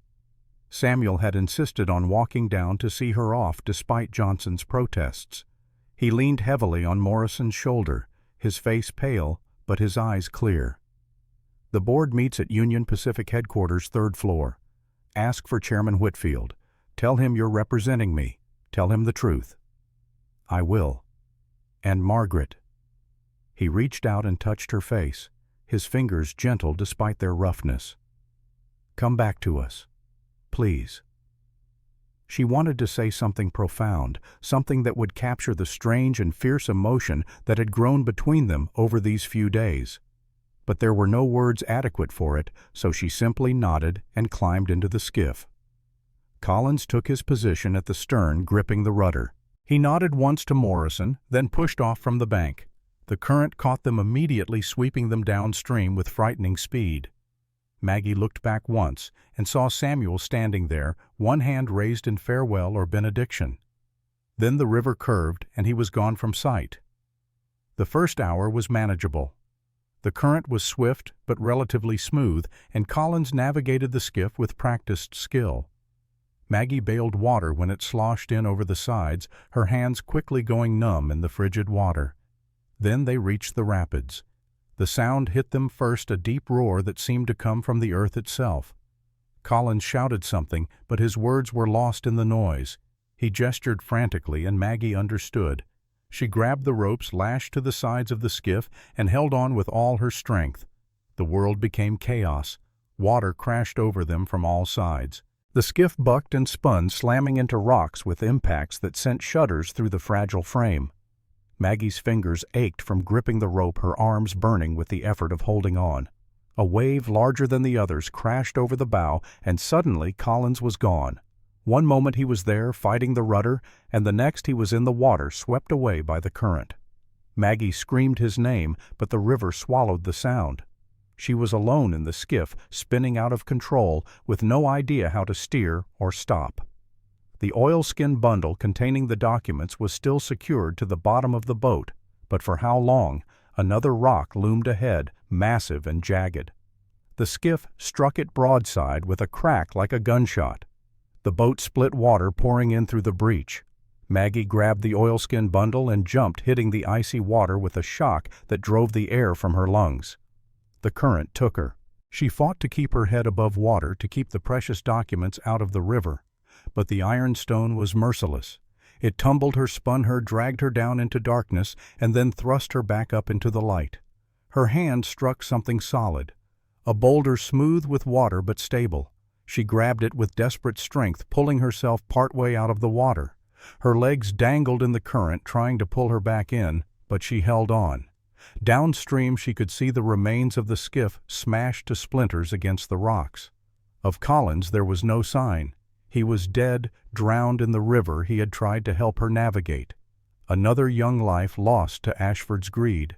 Maggie said a silent prayer for him, promising herself that his sacrifice would not be in vain. She would reach Cheyenne. She would win this fight. For Collins. For Samuel. For Emily. Maggie pulled herself fully onto the boulder and lay there gasping, shaking with cold and shock. The oilskin bundle was still clutched to her chest, miraculously intact. She had lost everything else. The change of clothes, the food, the derringer, even the leather pouch of gold coins. All gone. But she had the documents. That was what mattered. The boulder she clung to was one of many in a shallow section of the river. Beyond the rapids, the water calmed, flowing more gently toward the distant goal of Cheyenne. If she could just reach the far bank, if she could find the railroad line, she might still make it in time. She forced herself to move, to climb down from the boulder and wade through the shallows to shore. Every step was agony. Her legs barely supported her weight, her muscles cramped from cold and exertion. But she kept moving one step at a time until she collapsed on the muddy bank. How long she lay there she could not say. Minutes or hours. The sun was higher in the sky when she finally forced herself to sit up to take stock of her situation. She was soaked to the skin, freezing alone in the wilderness with no food, no weapon, no money. She had no idea how far she had traveled on the river or how much farther she needed to go. But somewhere to the east was the railroad, and beyond that was Cheyenne and the board meeting that might end this nightmare. Maggie got to her feet and started walking. The sun was setting when she finally heard it. The distant whistle of a train carried on the evening wind. She stumbled toward the sound, her feet bloody and raw inside her ruined boots, her dress torn and caked with mud. The railroad tracks stretched before her, twin lines of steel running east to west. She stood between them and waited. The train was coming. She could feel the vibration through the rails, could hear the growing thunder of its approach. When it appeared around the curve, massive and inexorable, she stepped to the side of the tracks and began to wave her arms. The engineer saw her, this wild-looking woman, standing alone in the gathering darkness, and the train began to slow. It took nearly a quarter mile for the locomotive to come to a complete stop.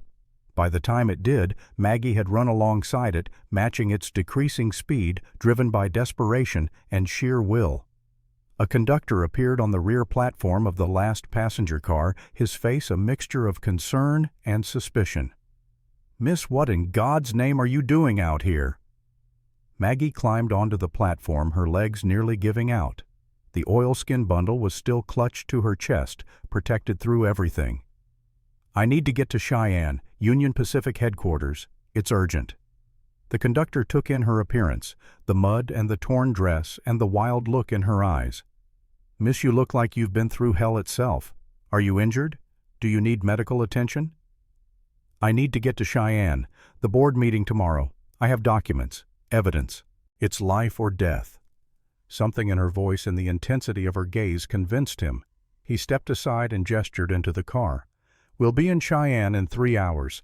There's a water closet at the end of the car if you want to clean up, and I'll see if we can find you something dry to wear." Maggie stumbled into the passenger car. The other occupants stared at her, this bedraggled woman who looked like she had crawled out of a river. She ignored them all and sank into the nearest seat, finally allowing herself to believe that she might actually make it. The train pulled into Cheyenne just after midnight.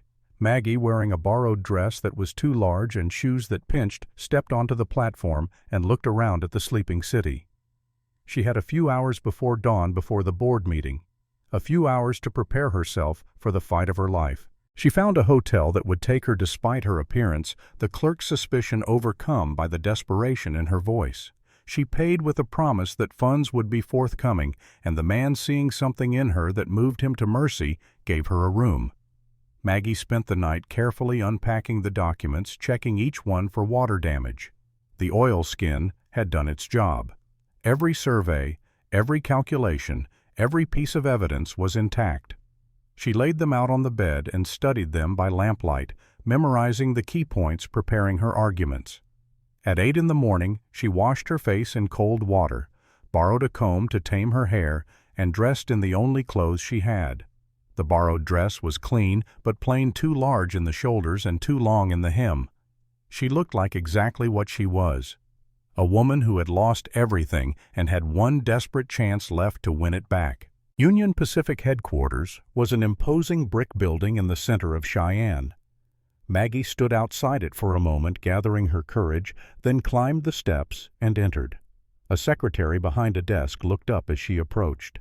His expression was professionally neutral, but she could see the judgment in his eyes. This was not the kind of woman who usually had business here. "I need to see Chairman Whitfield. It's about the route selection for the Montana line. The board meeting doesn't begin until noon, miss, and it's a closed session. I'm representing Samuel Blackwell. He holds the deed to the Ironstone Aquifer. The board needs to see his surveys before they vote." The secretary's expression shifted. Samuel Blackwell. We were told he was unavailable, that he'd withdrawn from consideration. You were told wrong. Where's the boardroom? Third floor. But miss, I really can't let you just… Maggie was already walking toward the stairs, her borrowed shoes clicking on the marble floor. The secretary called after her, but she ignored him. She had not survived the river and the wilderness and 3 days of hell to be stopped by a functionary with delusions of authority. The third-floor corridor was lined with doors. She found the one marked boardroom and pushed it open. 12 men sat around a long mahogany table. They looked up in surprise as she entered this disheveled woman, interrupting their pre-meeting preparations. At the head of the table sat a man in his 60s, distinguished and serious. Chairman Whitfield, she assumed. "Gentlemen," Maggie said, her voice steady despite her racing heart, "my name is Margaret Blackwell. My husband owns the water rights to the Ironstone Aquifer, and I have information that will save Union Pacific $2 million and 3 months of construction time." One of the men at the table laughed a dismissive sound. "This is irregular. This meeting is closed to the public." "I'm not the public. I'm a stakeholder in this decision." Chairman Whitfield raised his hand, silencing the other man. "Let her speak. We'll decide if what she has to say is relevant." Maggie moved to the table and began unpacking the oilskin bundle.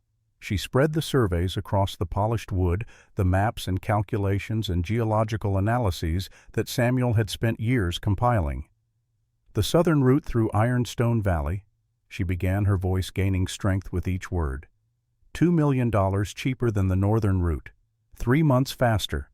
Unlimited water access for steam locomotives guaranteed by legal deed filed in 1871 and held by Samuel Blackwell. The men leaned forward, studying the documents.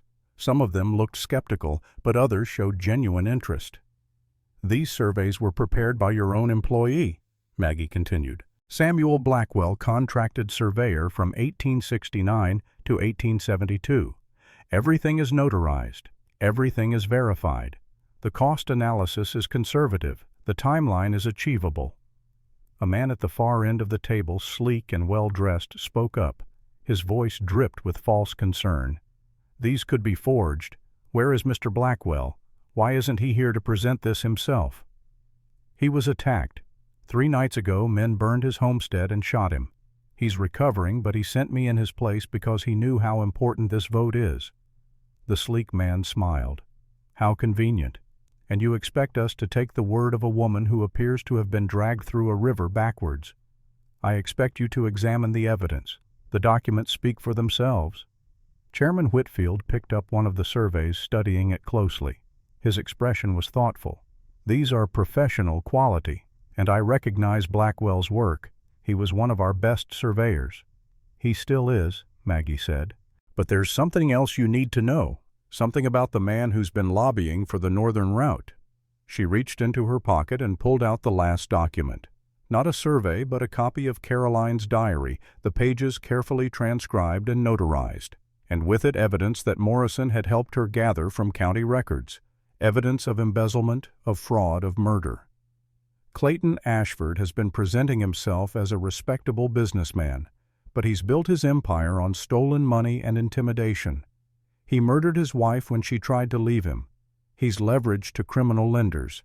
And if you choose the northern route, you'll be in business with a man who will drag Union Pacific into his financial ruin." She laid out the evidence piece by piece. Bank records showing Ashford's debts, testimony from witnesses about Caroline's death, county records that had been mysteriously altered. Morrison's freight company had done the investigative work following leads that Samuel had identified over years of watching and waiting. The boardroom erupted into chaos, men shouting questions, demanding explanations. The sleek man at the end of the table, the one Maggie now understood was Ashford's paid representative, tried to object, to dismiss the evidence as slander and forgery. But Chairman Whitfield silenced them all with a raised hand. His face was grave as he examined the documents. "This is serious. If even half of this is true, we can't partner with Ashford. The financial risk alone is unacceptable." "It's all lies," the deputy commissioner shouted. "This woman is trying to manipulate you with false evidence. Then have your lawyers examine it, Maggie challenged. Check the county records. Talk to the witnesses. Send telegrams to Boston to the banks Ashford owes money to. You'll find that every word is true. Whitfield looked at her for a long moment, and she met his gaze without flinching.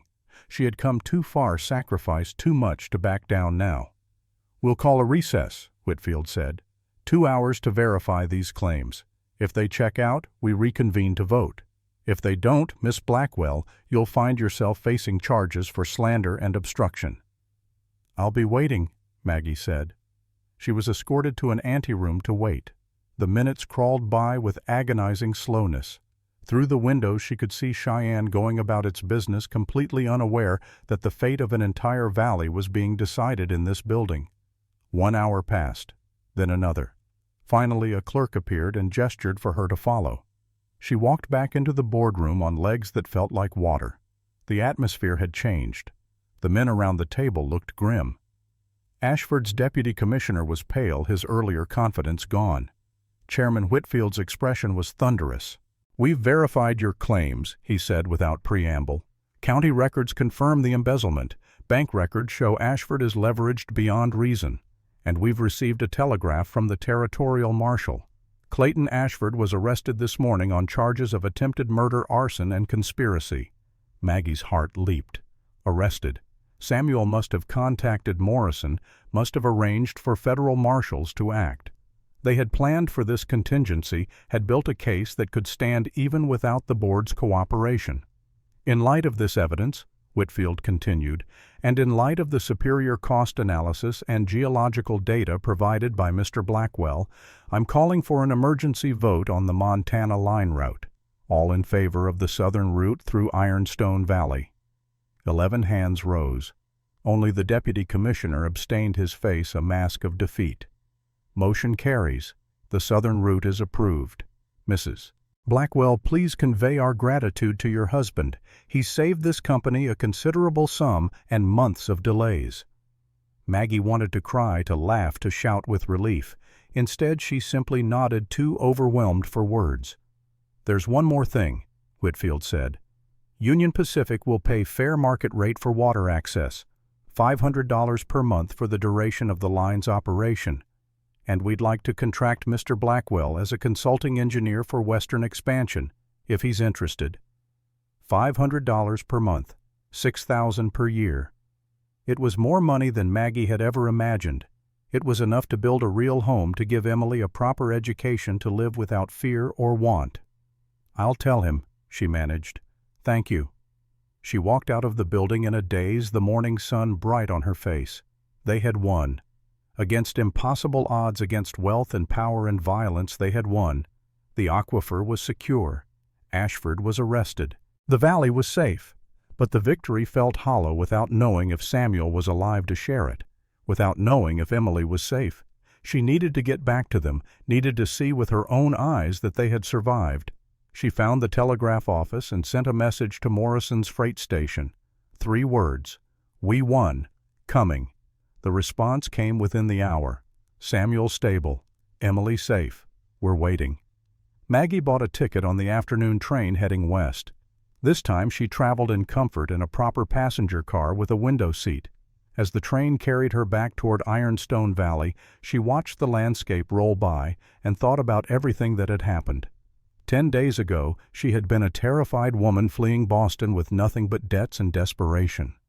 Now she was Margaret Blackwell, wife to a man of means, mother figure to a child who needed her, and the woman who had stood before a railroad board and changed the future of the territory. The train pulled into a station 20 miles from Ironstone Valley as the sun was setting.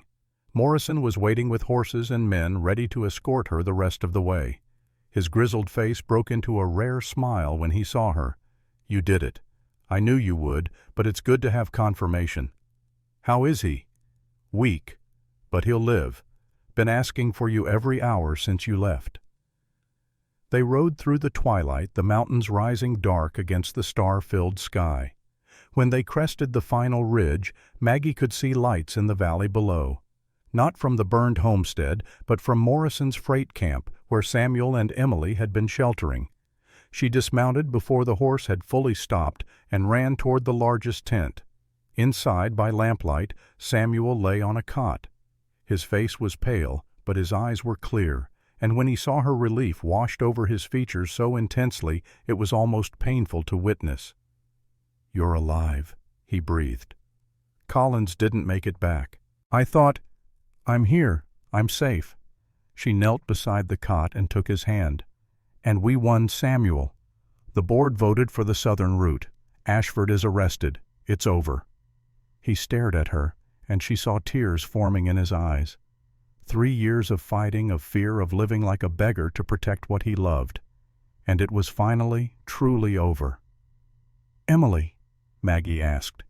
"Sleeping in the next tent. She wouldn't rest until I promised you were coming back." Maggie squeezed his hand. "I told her I keep my promises." "You do," Samuel said softly. "You keep every one." 6 months passed. The burned homestead was cleared away, the land prepared for new construction. This time they built a proper home. Not a mansion, nothing ostentatious, but a solid timber house with glass windows and wooden floors. The bunker remained repurposed as Samuel's office, where he continued to consult for Union Pacific on Western expansion projects. Emily thrived. With money for a real teacher and proper books, she devoured education like a starving person given a feast.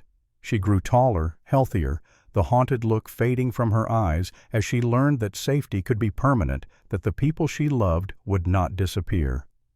Before the trial, Samuel presented the territorial judge with medical documentation he had kept hidden for years. A certificate from Dr. Herbert Cornwall in Cheyenne, dated February 1866, confirming Caroline's pregnancy, and at her request listing Samuel Blackwell as the father. The document destroyed any legal claim Ashford might have had to Emily's custody, even from prison. Clayton Ashford stood trial in the territorial court. The evidence against him was overwhelming. He was convicted of conspiracy, fraud, and attempted murder. The murder of Caroline could not be proven beyond doubt, but it did not matter. He was sentenced to 20 years in a federal prison in the East. His empire collapsed overnight. His lands sold to pay his debts. His hotel turned over to new management. On a warm spring day in 1876, Samuel and Maggie stood on the porch of their new home and watched the first Union Pacific train roll through the valley below. The rails gleamed in the sunlight, carrying commerce and civilization into the wilderness. The water tower built near their property drew from the ironstone aquifer, and every drop that fed the locomotives was money in their accounts. "Do you regret it?" Samuel asked. "Coming west to marry a stranger, nearly dying half a dozen times in the first week?" Maggie laughed. "Ask me that question when I'm old and gray." "You might be waiting a while for that." She turned to him, this man who had learned to trust again, who had fought for what was right even when it cost him everything. The beard was gone now, and she could see the handsome face beneath. But it was not his appearance that had won her heart. It was his integrity, his courage, his absolute dedication to protecting those who could not protect themselves. "I don't regret a single moment," she said.